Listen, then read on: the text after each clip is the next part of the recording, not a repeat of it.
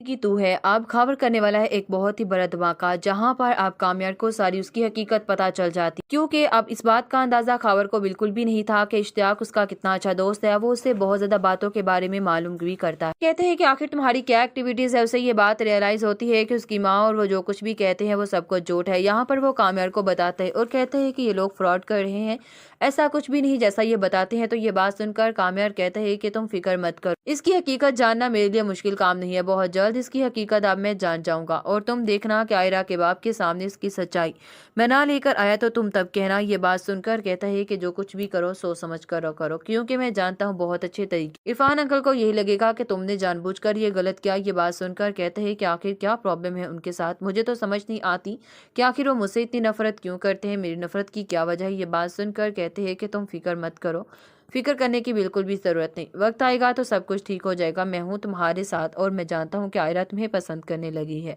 कि तू है आप खबर करने वाला है एक बहुत ही बड़ा धमाका, जहाँ पर आप कामयाब को सारी उसकी हकीकत पता चल जाती, क्योंकि अब इस बात का अंदाजा खबर को बिल्कुल भी नहीं था कि इश्तियाक उसका कितना अच्छा दोस्त है। वो उससे बहुत ज्यादा बातों के बारे में मालूम भी करता है। कहते हैं कि आखिर तुम्हारी क्या एक्टिविटीज है। उसे ये बात रियलाइज होती है कि उसकी माँ और वो जो कुछ भी कहते हैं वो सब कुछ झूठ है। यहाँ पर वो कामयाब को बताते हैं और कहते हैं कि ये लोग फ्रॉड कर रहे हैं, ऐसा कुछ भी नहीं जैसा ये बताते हैं। तो ये बात सुनकर कामयाब कहता है कि तुम फिक्र मत करो, इसकी हकीकत जानना मेरे लिए मुश्किल काम नहीं है। बहुत जल्द इसकी हकीकत अब मैं जान जाऊंगा और तुम देखना कि आयरा के बाप के सामने इसकी सच्चाई मैं ना लेकर आया तो तुम तब कहना। ये बात सुनकर कहता है कि जो कुछ भी करो सोच समझ कर करो, क्योंकि मैं जानता हूँ बहुत अच्छे तरीके। इरफान अंकल को यही लगेगा कि तुमने जानबूझकर ये गलत किया। ये बात सुनकर कहते हैं कि आखिर क्या प्रॉब्लम है उनके साथ, मुझे तो समझ नहीं आती कि आखिर वो मुझसे इतनी नफरत क्यों करते हैं, मेरी नफरत की क्या वजह है। ये बात सुनकर कहते हैं कि तुम फिक्र मत करो, फिक्र करने की बिल्कुल भी जरूरत नहीं, वक्त आएगा तो सब कुछ ठीक हो जाएगा। मैं हूँ तुम्हारे साथ और मैं जानता हूँ कि आयरा तुम्हें पसंद करने लगी है।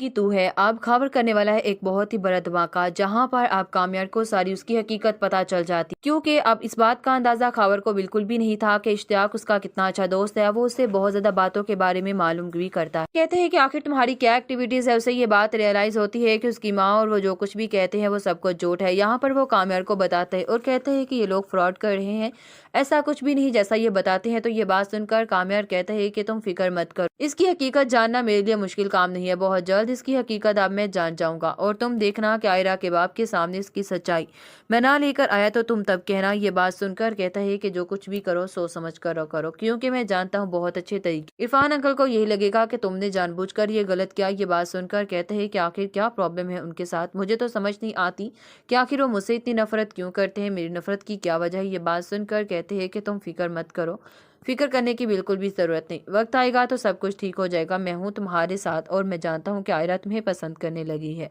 कि तू है आप खबर करने वाला है एक बहुत ही बड़ा धमाका, जहाँ पर आप कामयाब को सारी उसकी हकीकत पता चल जाती, क्योंकि अब इस बात का अंदाजा खबर को बिल्कुल भी नहीं था कि इश्तियाक उसका कितना अच्छा दोस्त है। वो उससे बहुत ज्यादा बातों के बारे में मालूम भी करता है। कहते हैं कि आखिर तुम्हारी क्या एक्टिविटीज है। उसे ये बात रियलाइज होती है कि उसकी माँ